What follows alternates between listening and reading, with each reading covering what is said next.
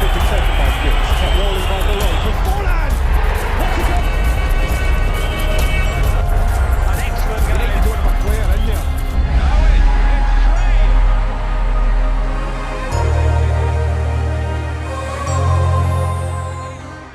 Hello and gracias for joining us on this week's installment of the latest drips from and around Cameroon's world of sports. This is Green Turf, and amid the talking points this week, emerging controversies around Cameroon's budget for the 2014 World Cup, Samuel Eto'o's likely next footballing destination, Manchester United's renewed declaration of interest in Cameroon's FC Barcelona international Alexandre Song, another goal scored by yours truly, Canal 2 International, and what it takes for you to travel to Brazil for the 2014 World Cup. Hang on a while as we now hit the road, starting with the icebreakers.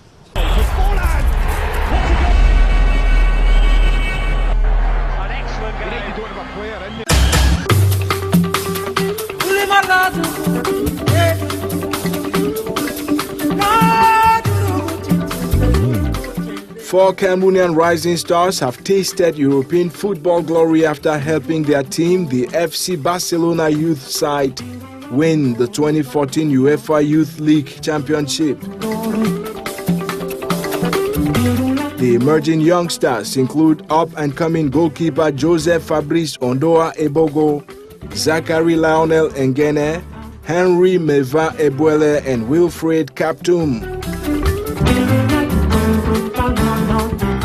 They are all undergoing talent refining at the FC Barcelona grooming center La Masia and played more or less key roles in helping the Barcelona youth team thrash their counterparts from Benfica Lisbon 3-0 last April 14 to lift the UEFA Youth League trophy, which is the equivalent of the European Champions League title for that category.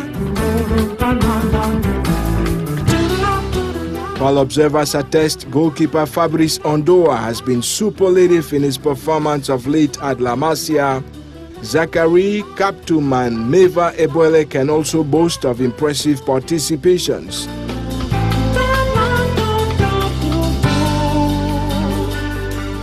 Their participation in the final justifies the recent pre-selection of Ondoa and Ngene to a camp in Yaoundé for the country's under-20 squad ahead of a planned friendly against Morocco. Even though they both failed to show up for obvious reasons, they were preparing for the UEFA Youth League final game.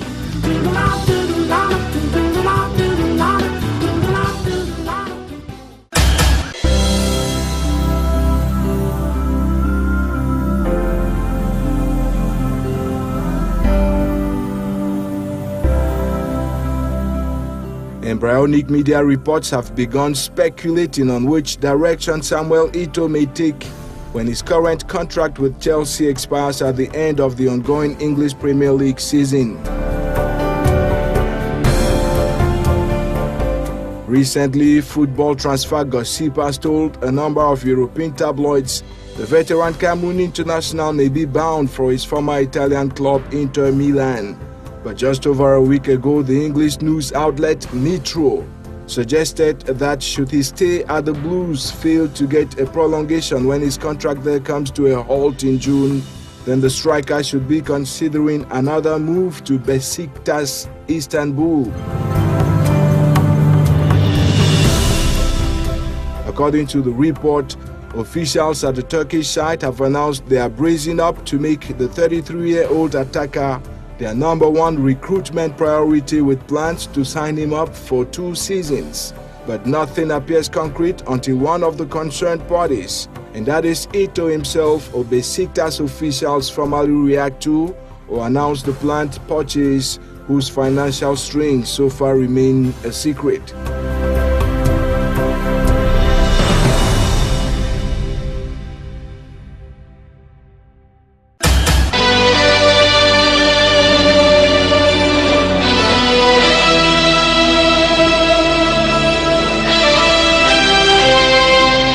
For the past 20 years, Cameroon's globally celebrated and retired attacker Albert Roger Miller reigned supreme as the oldest footballer to represent an African national side after netting the only goal in Russia's 6-1 defeat of the indomitable Lions at the 1994 World Cup at the age of 42. This year, the iconic striker has surrendered the title to little-known Kesley Apu from the Mauritius island, though he remains the oldest player and goal scorer at a World Cup competition. Apu, who is 43 years and 354 days old, made history for himself when he represented his country in a 2015 Africa Cup of Nations qualifier against Mauritania over a week ago. And he says he plans to continue playing football should he manage to find the net in the second leg qualifier in the weeks ahead. Apu will also overtake Singapore striker Alexander NTARYIKE as the oldest international scorer.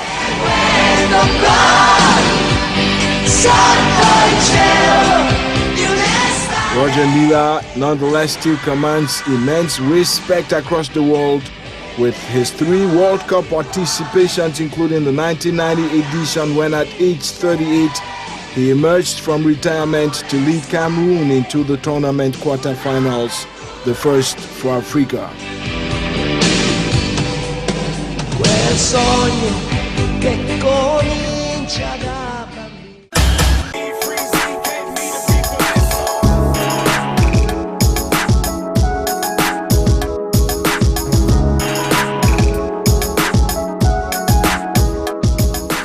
Cameroon's last surviving continental flag bearers, Cotton Sport of Garoua, secured a rather laborious progress in the CAF Confederations Cup competition at the weekend when they edged visiting Petro Atletico of Luanda, Angola at home Sunday. After squandering uncountable numbers of glaring chances, the Garoua boys finally shook their opponent's net at the 21st minute through a penalty transformed by Rostan Taku after a scandalous in-house wrangling on who should take the spot kick that fetched 3 yellow cards for the hosts. And then Cotton Sport went ahead to multiply their attacking naivety and defense line blunders, which the Angolans capitalized on to slam in the equalizer shortly before the break. The hosts, playing one man less after the expulsion of their captain Jele Ortega, eventually managed to drive home the game winner at the 78th minute to painstakingly carry the day after 18 wasted corner kicks, a proof of their futile domination. Cotton Sport, who were downgraded to the CAF Cup tourney after their elimination from the prestigious African Champions League, must win in the return leg game in Luanda this weekend to safeguard their chances of advancing in the competition.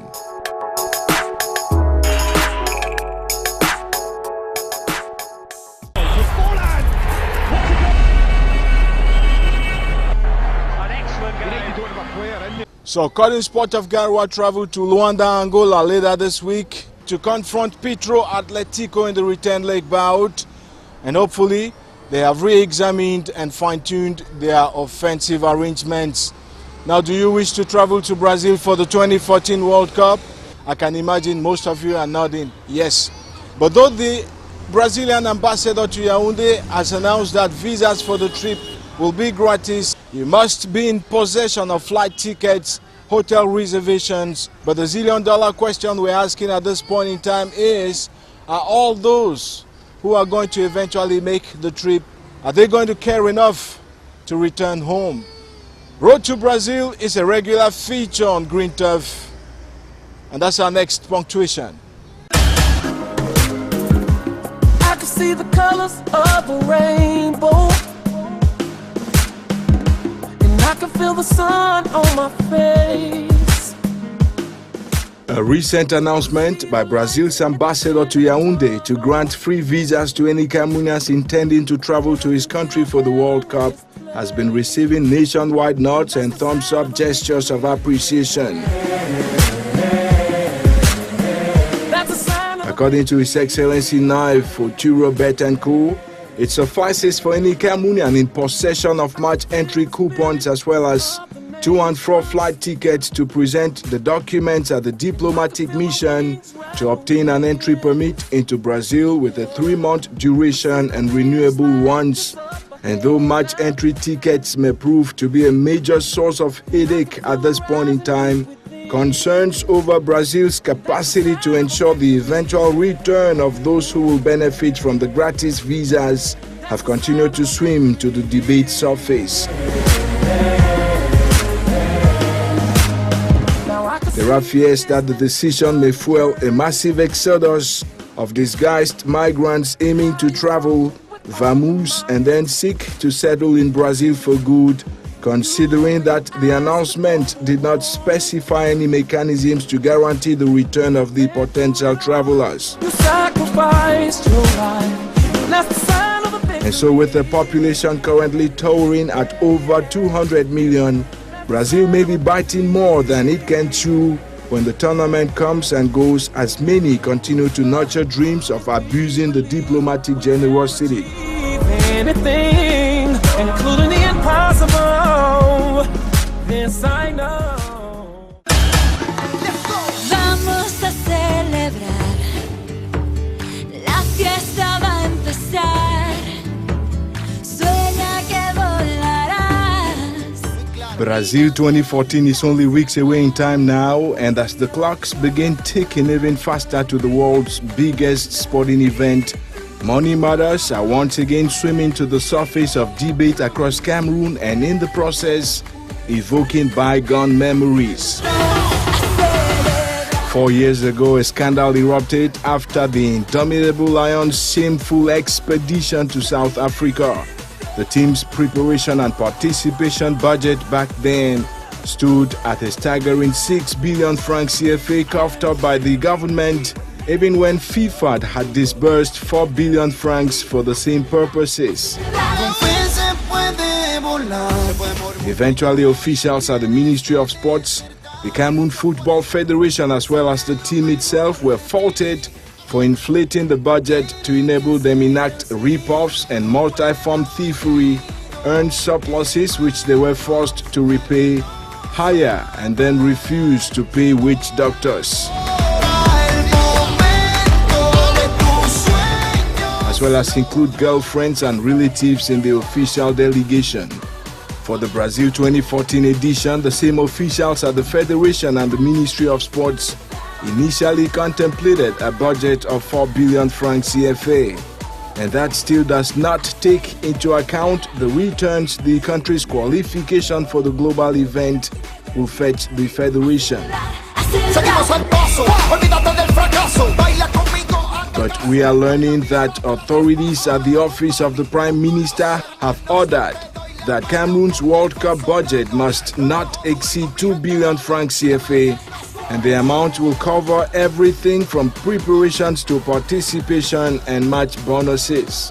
And while waiting for the information to be rendered official, we additionally hear that bonuses for the players due selection after a camp in Austria next month will earn 50 million francs CFA each for flying the country's flag during the competition, as well as 8 million francs per match won and 4 million for every draw.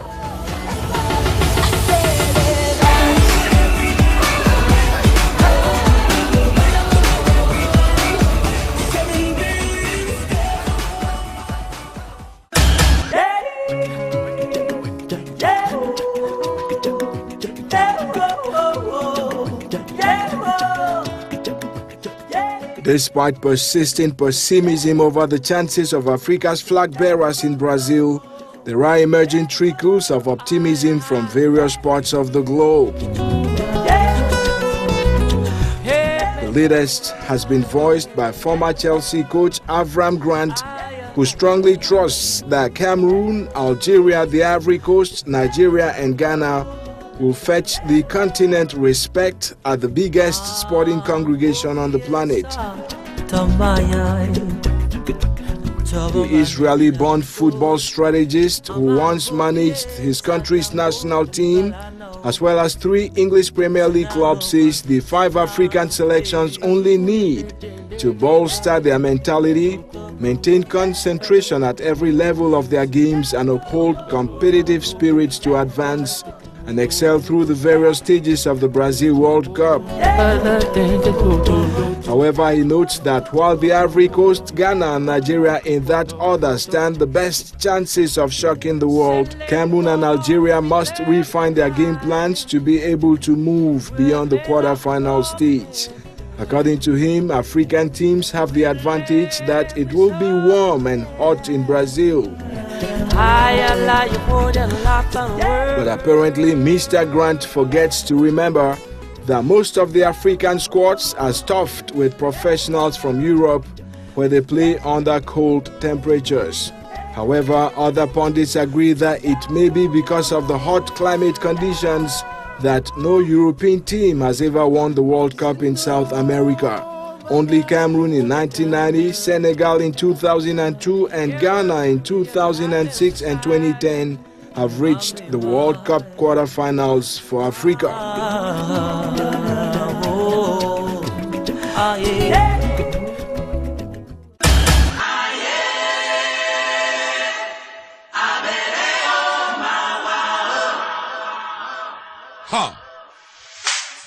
The global football supervisor FIFA has put on the market a final bundle of tickets for the World Cup.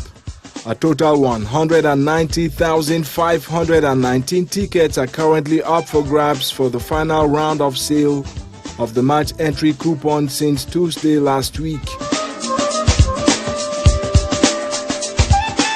And so all those who could not purchase the tickets in previous campaigns have been offered a last chance to obtain the precious document, which could considerably facilitate their obtaining a visa for Brazil, as recently stipulated by that country's ambassador to Cameroon, for example.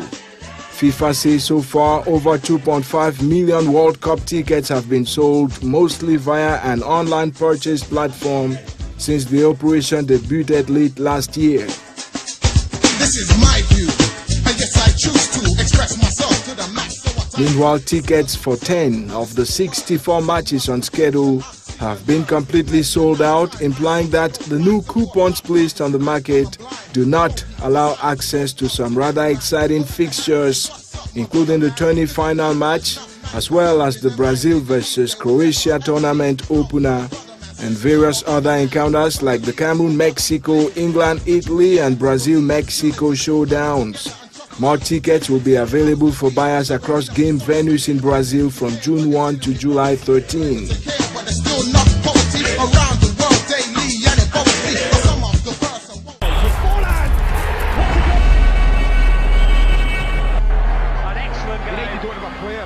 So don't you forget, you can add your voice to those animating the talking points by sending us an email to greenturf@canal2international.net. So it is a done deal. From now henceforth, you can live live the ongoing Division 1 Championship across Cameroon by tuning in to Canal 2 International.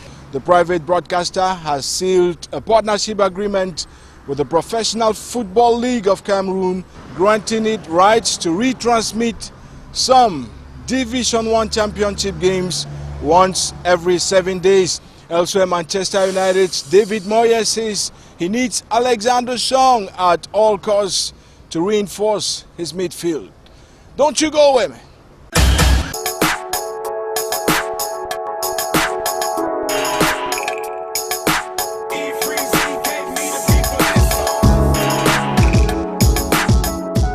After 3 years spent in the dungeons of disarray, disorganization and recurrent personality clashes, the so-called Professional Football League of Cameroon may well be gearing up for a much-needed respite and a huge sigh of relief.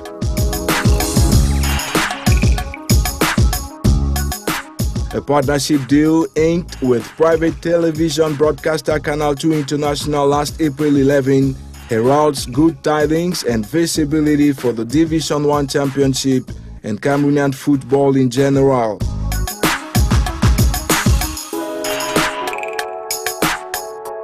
According to the terms of the pact signed between the league boss, General Pierre Semenge, and the broadcasters managers Emmanuel Tatoué and Eric Fotso, Canal 2 International will exclusively conduct live broadcasts of matches staged in the Southwest, West and Littoral regions. And that's just for the first year of the contract, with plans to expand coverage to other parts of the country in the very near future.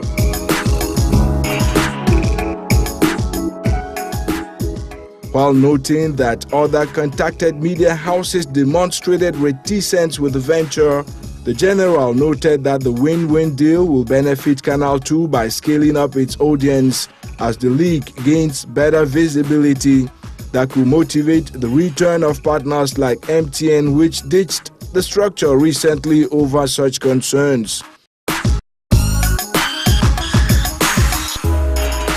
Meanwhile, Canal 2 is coughing up 12 million francs CFA for the arrangement, widely saluted by both the public, league officials and sports lovers alike.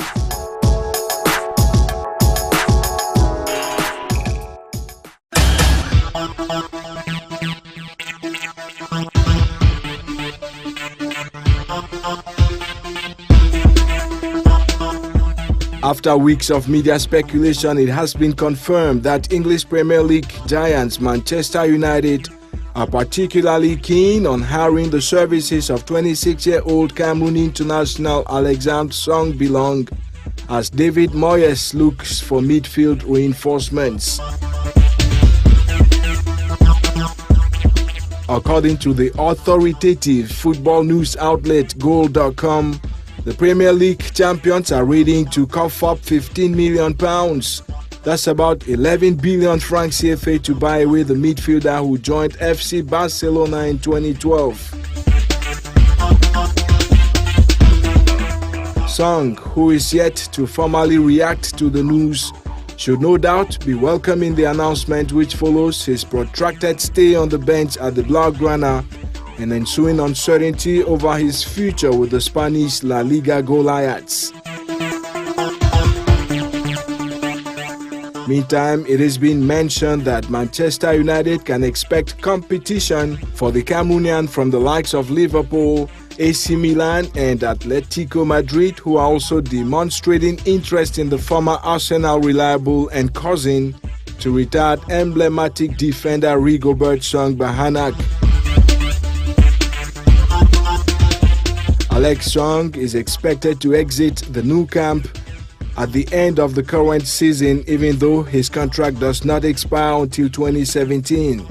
He so far counts a relatively meager 28 appearances for Barcelona this season.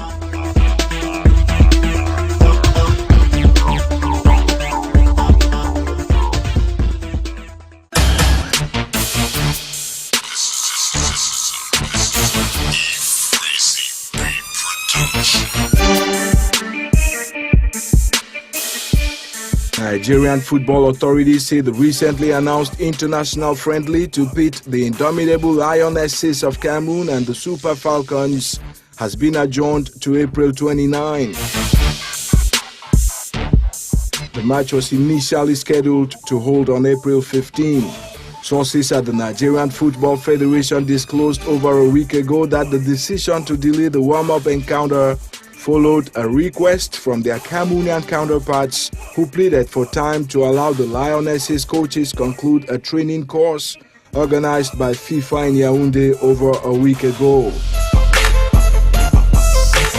The request to stage the friendly, the NFF added, originally came from the Cameroon Football Federation FECAFOOT in the quest to prepare the female Lionesses for upcoming qualifiers for the African Women's Championships. The game will unfold at the Abuja National Stadium, and in the lead-up, the technical crew of the Falcons led by Edwin Okon has dropped 7 players from the squad, rating them unfit for the friendly against Cameroon.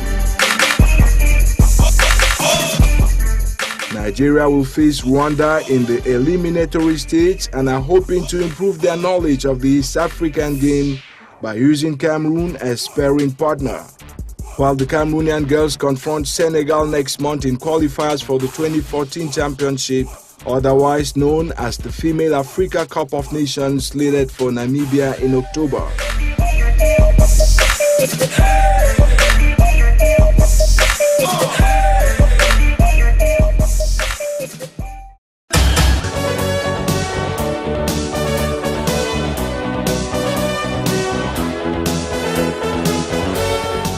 An inspection team from the Confederation of African Football (CAF) is headed for Cameroon in May to appraise the country's fitness to play host to the 2019 or 2021 Africa Cup of Nations. Members of the unique inspection commission will visit 6 bidding countries to gauge their different capacities to welcome the continental football congregation. The 6 candidate nations include the Ivory Coast and Guinea, which will be scrutinized this April. Cameroon and Algeria will welcome the inspectors a month later in May. The CAF evaluators, including Amadou Diakite from Mali, Adum Jibrin from Chad, Walter Gag from Switzerland, Paul Bassey from Nigeria, and Amr Fahmy of CAF will conclude their preliminary review mission with visits to Zambia and the DR Congo in July this year.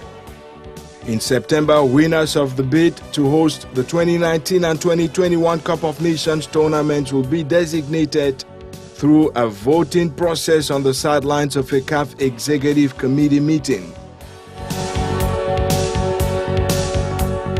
Cameroon was recently granted the rights to accommodate the 2016 edition of the Female Africa Cup of Nations amid concerns over the current plight of its existing playgrounds. The Douala Reunification Stadium, the Yaoundé Ahmadou Ahidjo Omnisport Stadium, as well as the Garwa Rumde Adjia are all begging for renovation about 30 years after they were constructed. And despite the successful erection of a modern playground in Limbe in the southwest, works at the Bafoussam Stadium are reportedly stagnating.